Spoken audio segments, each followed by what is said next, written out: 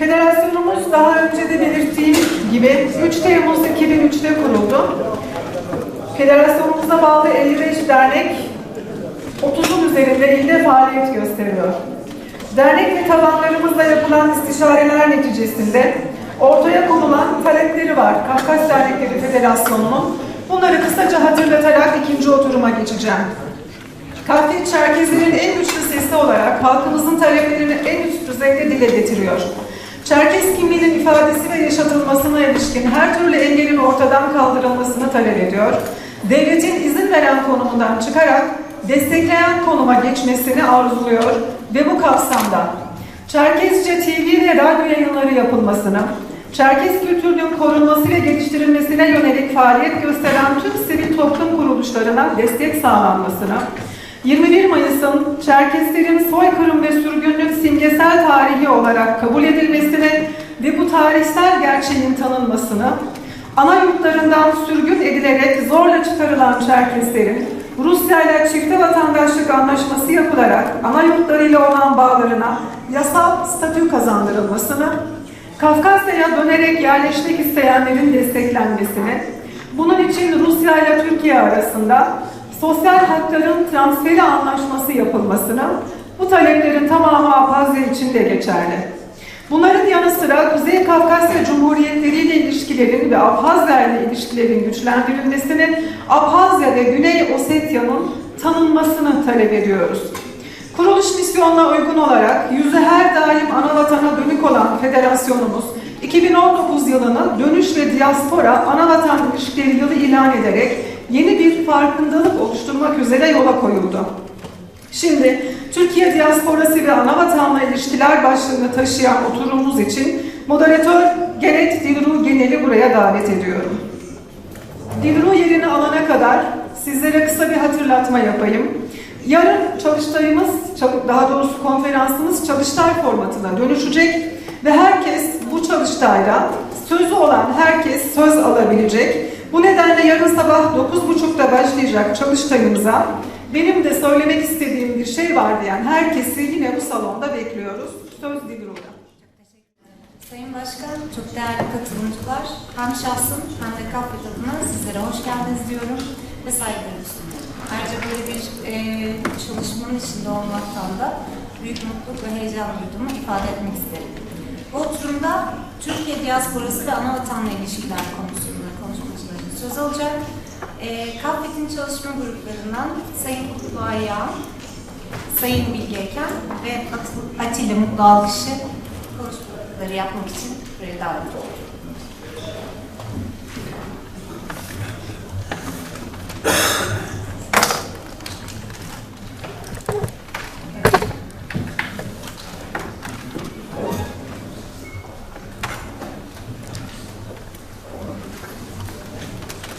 Ben çok zaman kaybetmeden konuşmacılarımı sizlere tanıtmak istiyorum. Sayın Kutlu Ayağan, İzmir Çerkez Kültür Derneği Yönetim Kurulu üyesi ve Kafkas Yönetim Kurulu üyesi olarak görev yapmaktadır. Abhazya Çalışma Grubu adına söz vereceğim. Buyurun Sayın Ayağan.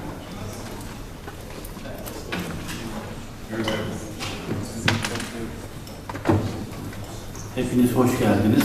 Ben Dönüş ve Diaspora Anavatan İlişkileri Konferansı'nın Abhazya Çalışma Grubu'nun sunumunu sizlere sunuyor.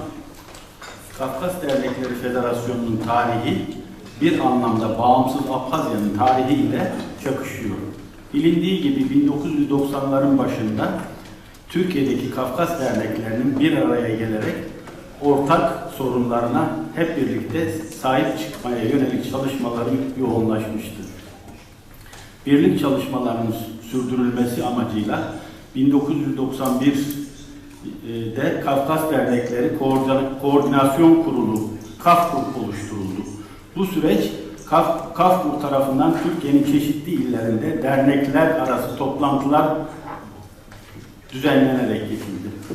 14 Ağustos 1992 tarihinde Gürcistan'ın Abhazya'ya saldırması üzerine KAFKUR tarafından dernekler arası toplantı 22 Ağustos 1992 tarihinde İstanbul'da yapıldı ve bu toplantıda tüm derneklerin katılımı ile Kafkas Abhazya Dayanışma Komitesi kuruldu.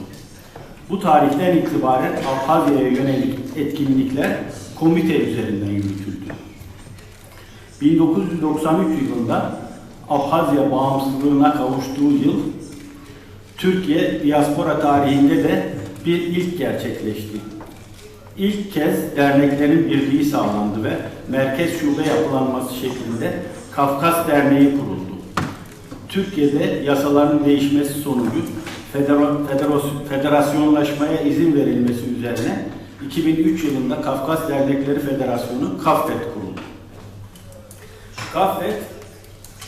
KAFFET demokratikleşme sürecinde tüm tabanı ile istişare içerisinde kapsamlı bir çalışma gerçekleştirmiş ve Türkiye Çerkeslerinin demokratik talepleri adı altında 8 talep belirlenmiştir.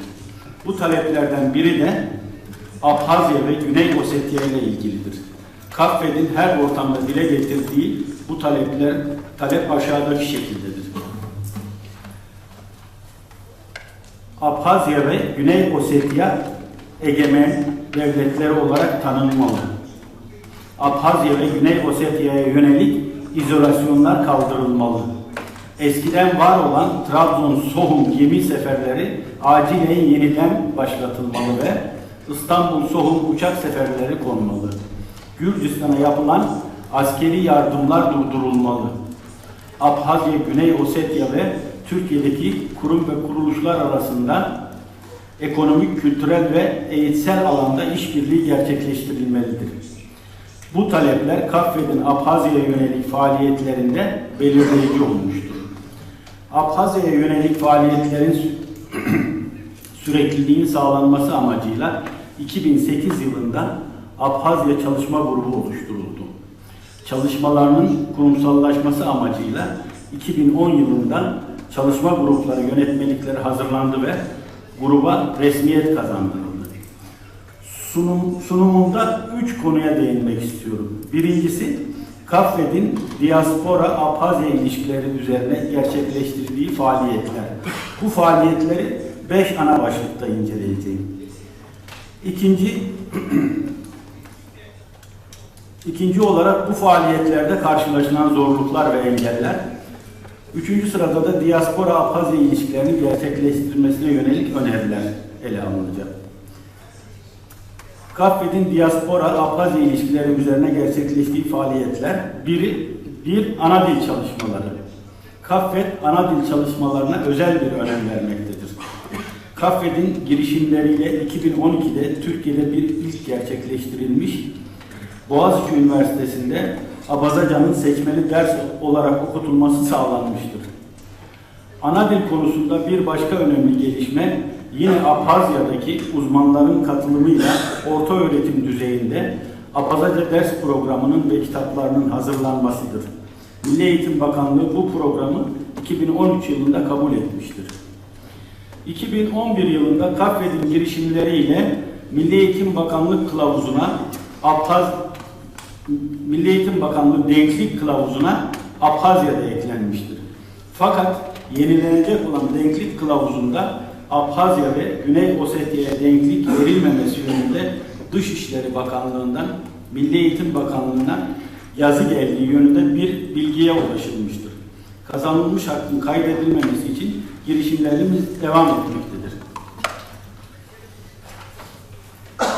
Android telefonlar için Abazaca Türkçe sözlük uygulaması geliştirilmiştir. 2. Gençlik çalışmaları. 2012'de Sohum'da yapılan 5. Uluslararası Öğrenci Kongresi ve Dünya Politikasında Kafkasya Konferansı'na Türkiye'nin çeşitli üniversitelerinde okuyan 2 öğrenci ve 2 akademisyen ile katılım sağlanmış. 2017'de Spartak Sohum Kız Basketbol takımının Adapazarı'nda çeşitli karşılaşmalar yapması sağlanmıştır. Gençlerin Abhazya'ya bağlanması için bizzat Abhazya'yı görmesi son derece önemlidir. Bu doğrultuda Abhazya'da gençlik kampının yapılması önerilmiş ve bu yıl düzenlenen gençlik kampına 15 gencimiz katılmıştır. 3. Tanıtım ve farkındalık çalışmaları.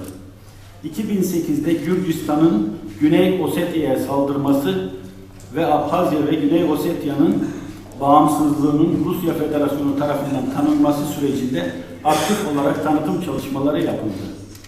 Gürcistan'ın saldırmasından hemen sonra 28 Ağustos 2008'de Türkiye Ekonomik Politikalar Vakfı ile birlikte Ankara'da diplomat ve yabancı temsilcilik mensuplarının katıldığı Kafkasya'da Neler Oluyor konferansında Güney Ossetya ve Abhazya konusu anlatıldı. 2009'da yine Tepav'da Abhazya Dışişleri Bakan Yardımcısı Maxim Gunjian'ın konuşmacı olarak katıldığı ve 21 ülkenin büyükelçiliklerinden 32 diplomatın katıldığı Kafkasya'da güvenlik ve işbirliğinin güçlendirilmesi konferansı ile Türkiye'nin Kafkasya politikasında değişim ve seçenekler konulu konferans düzenlendi. 4. Lobi faaliyetleri. 5 Ocak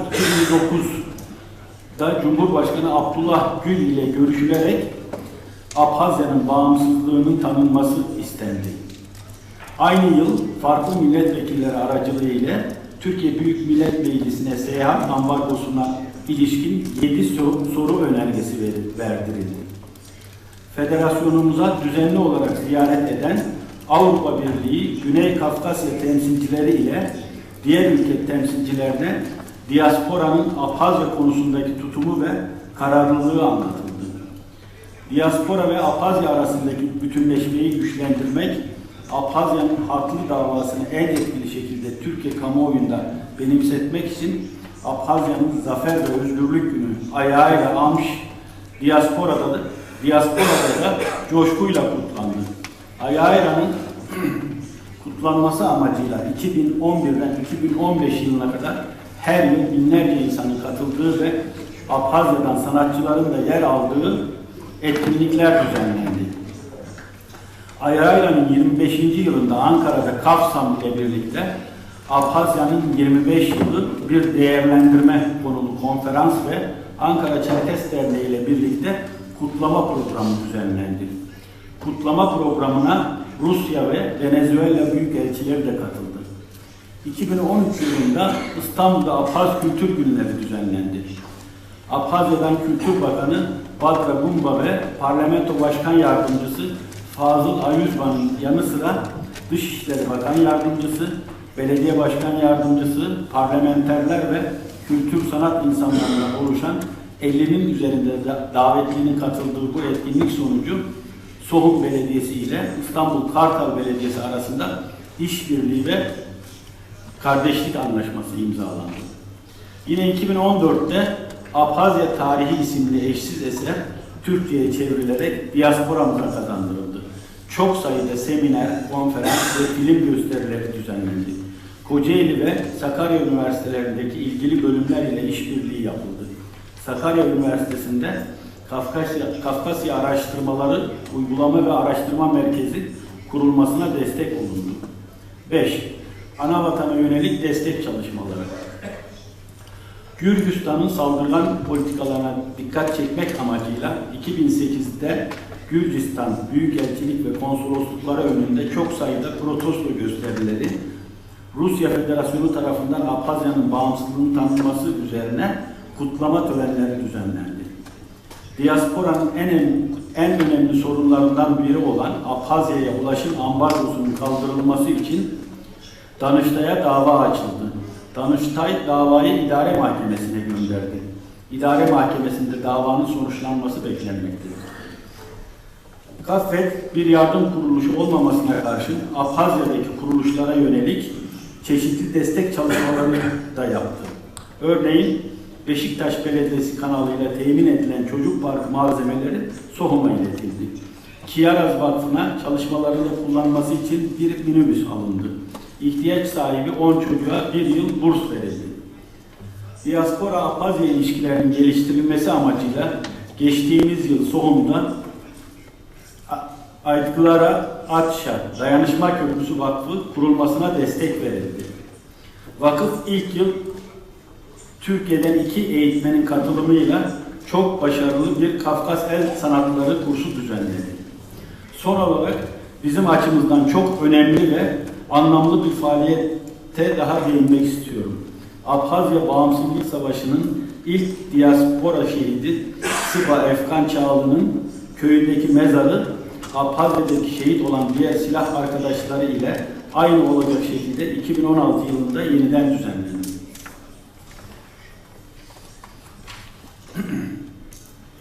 2. Faaliyetlerde karşılaşılan zorluklar ve engeller. Kaffet olarak diaspora-Abhazya ilişkilerinin geliştirilmesine yönelik bu çalışmaları gerçekleştirirken çok sayıda zorlukla karşılaştık. Bu zorluklara da kısaca değinmek istiyorum. Diaspora-Abhazya ilişkilerinin gelişmesinde en önemli engellerden biri Abhazya'ya doğrudan ulaşımın bulunmamasıdır. Ulaşım ve vize giderlerinin yüksekliği ve sınır geçişlerinde yaşanan zorluklar ana vatana gidişte engel oluşturuyor. Bu durum ayrıca Gürcistan üzerinden Abhazya'ya gidilmesini teşvik ediyor. Fakat bu seçenek de mevcut durumda siyasi açıdan sorumludur. Abhazya'da diaspora ile ilişkilerin geliştirilmesi, dönüş konusunda çeşitli çalışmalar yapılmaktadır. Abhazya Devlet Geri Dönüş Komitesi'nin bakanlık düzeyine yükseltilmesi bu konuya verilen önemi göstermektedir. Bu olumlu gelişmelere karşın diaspora ile ilişkiler konusunda uzun dönemli bir programın olmaması çalışmaların koordinasyonu ve geliştirilmesi açısından bir sorun oluşturmaktadır. Diaspora-Abhazya ilişkilerinin geliştirilmesine yönelik olarak 17 Mayıs 2015 tarihinde Devlet Başkanı Sayın Raul Hacımbay'a gönderilen bir mektupta Suriye'den tahliye edilerek Abhazya'ya getirilen 500 soydaşımızdan son grubun getirildiği 6 Haziran tarihinin Abhazya ve diasporada dönüş günü olarak kutlanması önerilmiştir. Yazıda bu uygulamanın dönüşe yönelik bir bilinç oluşturulmasına katkıda bulunacağı vurgulanmış, fakat bugüne kadar bu konuda gelişme sağlanmamıştır.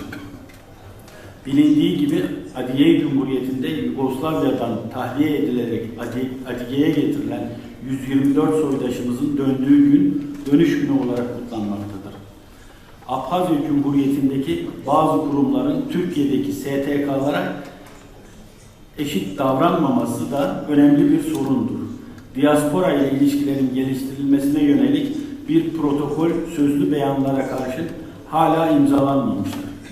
Ana dil çalışmalarında ciddi sorunlarla karşılaşılmaktadır. Örneğin orta öğretimde Abazaca seçmeli ders olması için en az 10 öğrencinin bu dersi seçmesi gerekmektedir. Fakat nüfusun az ve dağınık olması nedeniyle bir okulda aynı dönemde 10 öğrenci bulunması zor olmaktadır. Son olarak faaliyetlerin finansmanı konusunda karşılaşılan zorlukları herkes bilmektedir. 3. Anavatan ilişkilerinin geliştirilmesi ve dönüşün teşvik edilmesine ilişkin öneriler. Diaspora-Abhazya ilişkilerinin geliştirilmesi ve dönüşün teşvik edilmesine ilişkin önerilerimize özetle değinmek istiyorum. Bu önerileri yarın düzenlenecek olan çalıştayda daha kapsamlı olarak ele alabiliriz. Diaspora ve Abhazya'nın kaynaklarının kısıtlı olduğu fakat kısa zamanda çok sayıda faaliyetin yapılması gerektiği açıktır. Kısıtlı kaynakların en etkin bir şekilde kullanılabilmesi, tüm faaliyetlerin koordinasyonunun sağlanması ve bir sinerji yaratılabilmesi için diasporadaki kuruluşların da katkısıyla uzun dönemli bir strateji geliştirilmelidir. Dönüş konusunda planlı ve ortak çalışmalar yürütülmelidir. Bu konferans ve çalıştayın bu konuda önemli bir adım olacağına inanıyoruz. SOHUM'da kurulan tek amacı diaspora-Abhazya ilişkilerini geliştirmek olan Eğitimler Ağaçya Dayanışma Köprüsü Vakfı'nın faaliyetlerinin desteklenmesi gerekmektedir. Diasporada Abhazya'ya yönelik bilincin ve farkındalığın güçlendirilmesi için ayağıyla kutlamaları gibi kitlesel etkinlikler çok önemlidir. Bu tip etkinliklere Abhazya'dan yetkililerin katılım sağlaması ve sanatçıların katılımı desteklenmelidir. Diaspora ve Abhazya arasındaki bağların güçlendirilmesi açısından Abhazya vatandaşlığının kazanılması önemlidir. Vatandaşlık konusunda diasporanın bilgilendirilmesi ve Kaffet'in vatandaşlık başvurularında muhatap kabul edilmesi bu süreci hızlandıracaktır. Abhazya Devleti'nin diasporada yaşayan doğal ve kimlik sahibi vatandaşları için ucuz ve güvenli ulaşım imkanı sağlanması önemlidir. Abhazya'ya ilk kez gideceklere vize muafiyeti sağlanması için çalışılmalıdır. Diaspora-Abhazya ilişkilerinin geliştirilmesi açısından önemli bir konu da ana dil çalışmalarıdır. Ana dilin öğrenilmesi ve kullanılmasına yönelik olarak yeni uygulamalar geliştirilmelidir. Diaspora ve Abhazya arasındaki akademik, sportif, ticari, kültürel her türlü ilişkinin geliştirilmesi için farklı toplum kesimlerine yönelik faaliyetler düzenlenmelidir. Bu kapsamda gençlik çalışmalarının çok önemli olduğunu düşünüyoruz. Diaspora ve Abhazya ilişkilerinin güçlendirilmesi ve dönüşün sağlanması önünde büyük engeller olduğunun bilincindeyiz. Fakat diaspora ve Abhazya'nın birlikte tasarlayacağı ve uygulayacağı stratejiler ve programlar ile bu engellerin aşılabileceğini biliyoruz. Bu inanç ve kararlılıkla hepinizi selamlıyor. Konferansın diaspora-Abhazya ilişkilerinin güçlenmesi açısından yararlı olmasını diliyorum.